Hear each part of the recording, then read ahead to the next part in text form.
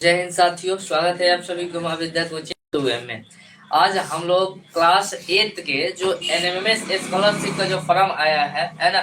जितने भी छात्र छात्रा भरा है लोग, उनके तैयारी के लिए हम लोग आज लाइव आए हैं लोग। ठीक है, आज जो हम लोग रीजनिंग क्लियर करेंगे लोग, मैथ के क्लियर वो प्रश्न को करेंगे लोग जो इस बार ठीक है आपकी जो कॉम्पिटिशन एग्जाम है जो 8 तारीख को होने वाली है, उसमें यहाँ से प्रश्न आएगा। ठीक है, और सबसे जरूरी सूचना आप सभी के लिए, क्लास 9th और 10th का ते जो न्यू बैच है वो आज शाम से स्टार्ट हो चुका है। ते आज शाम 7 बजे से, ये शाम 7 बजे से लाइव क्लास चलेगा। ते क्लास 9th और क्लास 10th का, तो सभी आदमी जो है शाम को 7 बजे जुड़ जाइएगा। ठीक है, और सभी वीडियो को एक बार शेयर भी कर दीजिएगा। तो ये अभी जो हम लोग क्लास कर रहे हैं लोग, ये एनएमएमएस का है, जो स्कॉलरशिप भरा है लोग उन लोगों का है। ठीक है, और ये जो प्रश्न है बहुत इंपॉर्टेंट होने वाली है। और सिर्फ एनएमएमएस भी नहीं, आप जितने भी कॉम्पिटिशन एग्जाम तैयारी कर रहे हैं उन सब के लिए भी बहुत बहुत इंपॉर्टेंट है ये। ठीक है, क्लास। ठीक है, क्योंकि हर एग्जाम में रीजनिंग पूछता है और ऐसे ही रीजनिंग आता हुआ है। ठीक है, इसलिए आप इस क्लास को पूरा देखिएगा। ठीक है, और एक बार चैनल को सभी ने सब्सक्राइब भी कर लीजिए। जितने लोग लाइव देख रहे हैं सभी ने चैनल को सब्सक्राइब कर लीजिए, और जितने लोग लाइव आ चुके हैं एक बार वीडियो को शेयर भी कर दीजिए, और अपना अपना नाम भी कमेंट कर दीजिए कौन कौन लाइव में आ चुका है।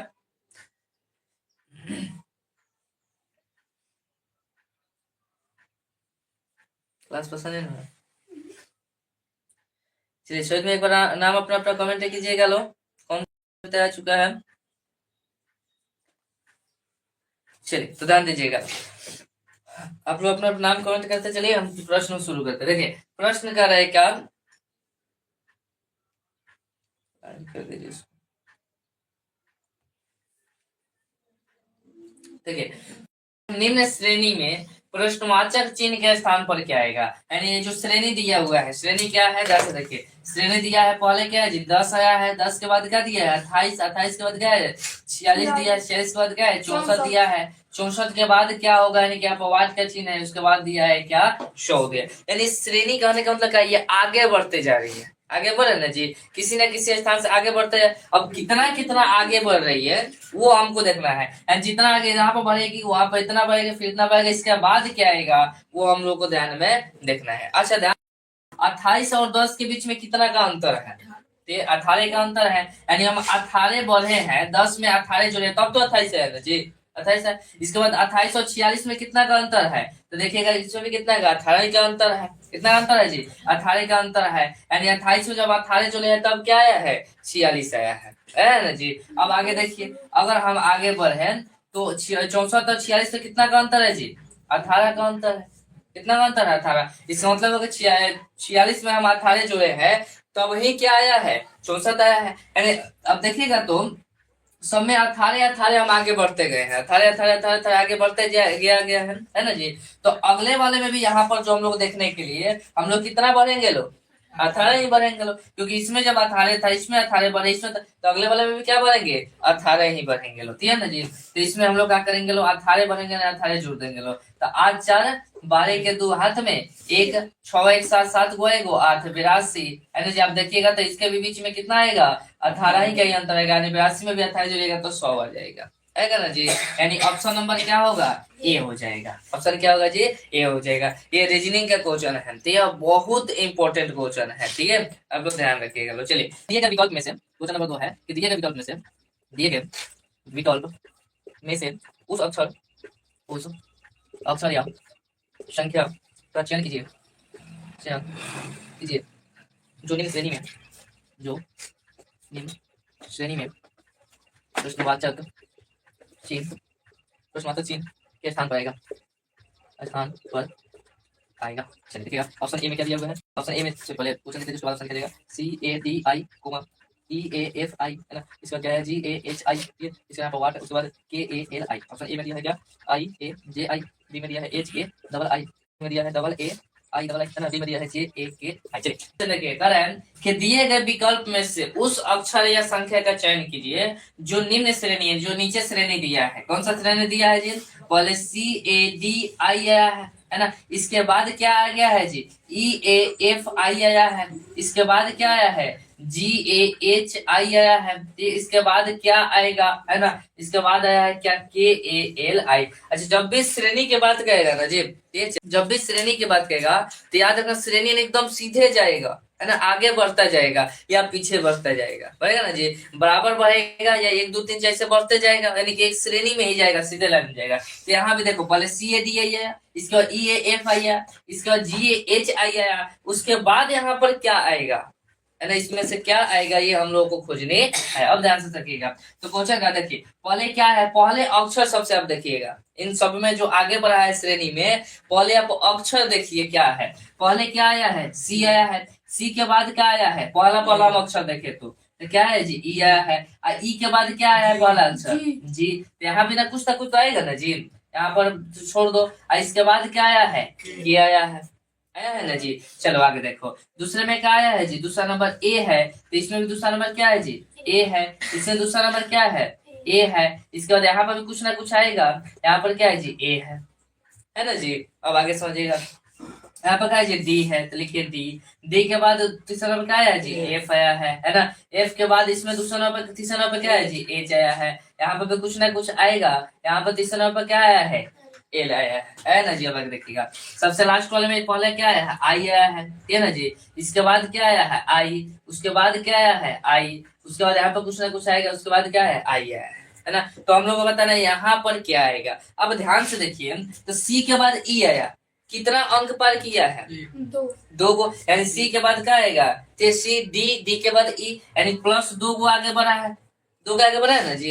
यहाँ पे देखिए EFG, यानी दूसरे नंबर पर, यानी कि 2 गो आगे बढ़ा है ना जी। E के बाद 2 गो पार करते गया है। उसके बाद फिर आइएगा, तो G के बाद जब यहाँ पर 2 गो पार हुआ, यहाँ पर 2 गो, तो यहाँ पर 2 ना पार होगा जी। तो G के बाद क्या होगा, HI, है ना, यानी कि यहाँ पर प्लस 2 करेंगे तो क्या होगा, I के बाद देख लो JK, यानी प्लस 2 आगे बढ़ा ना जी। यानी पहला नंबर क्या है, I आया, ठीक है, अगर ध्यान दीजिएगा।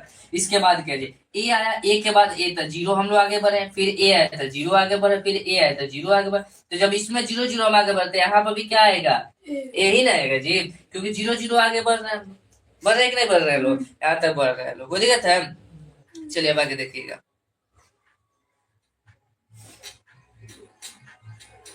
चलिए अब आगे देखिएगा। इसके बाद क्या है, डी के बाद एफ आया, है ना, डी के बाद ई आएगा, ई के बाद एफ, यानी कितना आगे बढ़ा, 2 गो आगे बढ़ा, तो हम लोग 2 ऐड करेंगे, है ना। यहाँ पर भी कितना आ रहा है, 2 आगे बढ़ा है। तो एच आई, आई के बाद क्या आएगा जी, जे आएगा, है ना जी। 2 आगे बढ़ रहा है ना जी। यहाँ पे आप 2 बढ़िएगा तो जे के बाद के बाद एल आया, है ना जी, यानी 2 आ गया। चलिए सब लोग बोलिए, समझ में आ रहा है ना जी। ये 2 आगे बढ़ता गया, यहाँ पर आई है, यानी कि 0 आगे बढ़े, फिर 0 आगे बढ़े, फिर 0 आगे बढ़े, यहाँ भी क्या आएगा, 0 ना बढ़ेंगे लोग, यानी आई ही आएगा, फिर यहाँ पे 0 आगे बढ़ेंगे लोग, असल में। यानी क्या क्या हम लोग भरे, आई आया, ए आया, जे आया और आई आया, है ना। यानी यहाँ पर संख्या क्या आएगी जी, IAJI। देख लीजिए कौन ऑप्शन में है, IAJI, ऑप्शन नंबर ए, है ना जी। धीरज ने एक महिला की तस्वीर की ओर इशारा कर दिया, धीरज ने एक महिला की तस्वीर, एक महिला की तस्वीर की ओर इशारा किया, तस्वीर की ओर इशारा इशारा किया और कहा वह मेरे दादाजी, वह मेरे दादाजी के इकलौते पुत्र, हाँ ना, इकलौते पुत्र की पुत्री है, पुत्र की पुत्री है। तस्वीर दिखने वाली महिला के साथ, तस्वीर में दिखने वाली महिला के साथ, महिला के साथ धीरज का क्या धीरज का क्या संबंध है। ऑप्शन में दिया है क्या, भाई रहेगा, डी में ससुर रहेगा, सी में पिता रहेगा।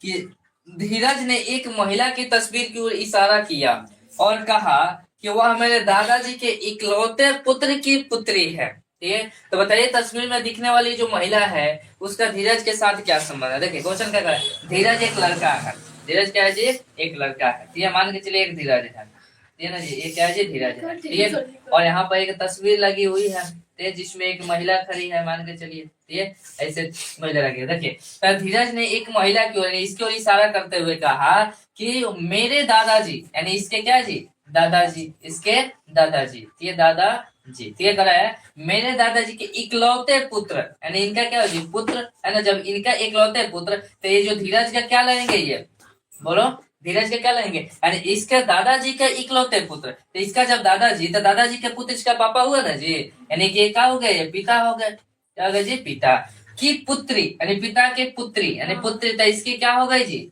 बहन हो गई, है ना। तो धीरज का ये क्या लगेगी, बहन लगेगी, अर्थात दोनों में संबंध क्या है, भाई बहन का संबंध है। संबंध क्या है जी, भाई बहन का संबंध है, इसीलिए जो धीरज लगेगा, है ना, धीरज जो लगेगा उस लड़की को क्या लगेगा, ये भाई लगेगा, समझ में आया। धीरज जो लगेगा इस लड़की का क्या लगेगा जी, भाई लगेगा। आप लोग ध्यान रखे लो, ऐसे रीजनिंग बनाया जाता है, ठीक है, ऐसे आप लोग ध्यान रखकर रीजनिंग बनाइएगा। लो कोई दिक्कत है किसी को, चलिए आगे बढ़े लो।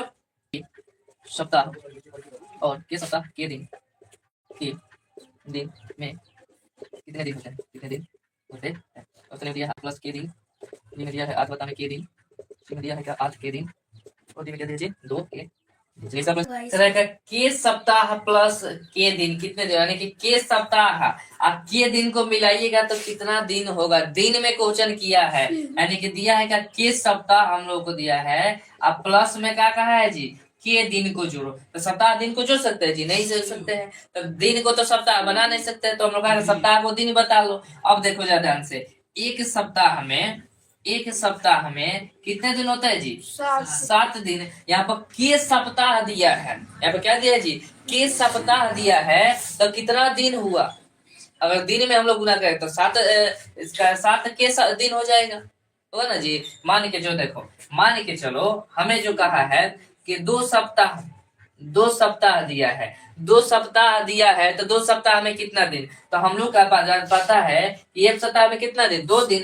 तो सॉरी 7 दिन, तो 7 में हम लोग 2 से गुना करेंगे ना जी, तो कितना दिन हुआ, 14 दिन। वैसे ही के सप्ताह का पूछा है, तो एक सप्ताह में 7 दिन, तो इससे जो है के सप्ताह में कितना दिन, तो 7 के दिन, कितना दिन हुआ, 7 के दिन, तो एक सप्ताह के बदले हम क्या 7 के दिन लिखे, तो कोई दिक्कत नहीं है। अब के दिन है तो के दिन तो जुड़े करेंगे लोग, के दिन है। अब दोनों को जोड़ो, 7 के दिन है, एक के दिन कितना दिन हो गया जी, 8 के दिन हो गया, यानी ऑप्शन नंबर क्या हो जाएगा जी, सी हो जाएगा। ऑप्शन नंबर क्या होगा, सी हो जाएगा। तो देखिए तब यदि क्यू का अर्थ प्लस वाई का अर्थ माइनस जेड का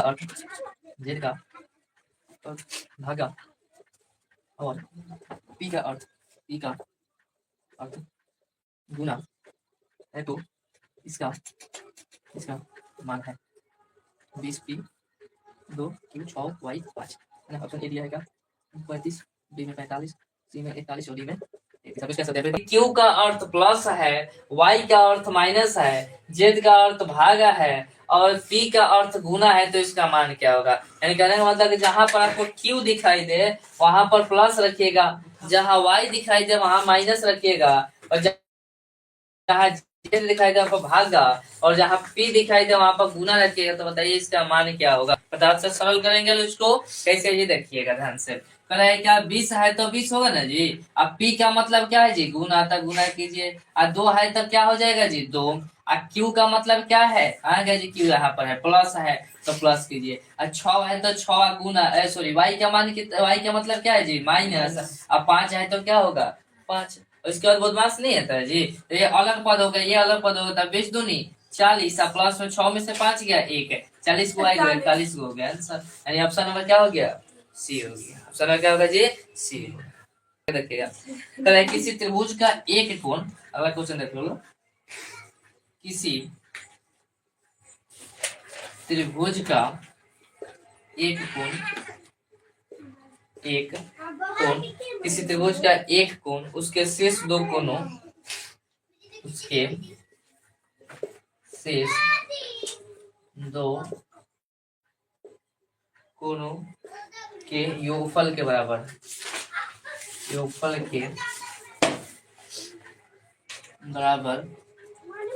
है। यदि शेष 2 कोणों का अनुपात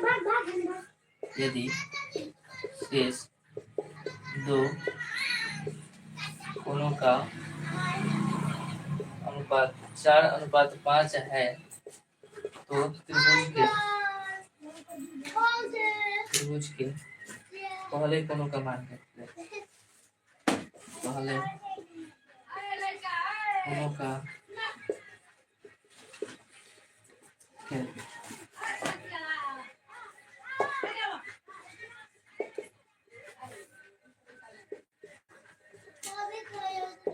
चलिए इसका अपना आंसर देगा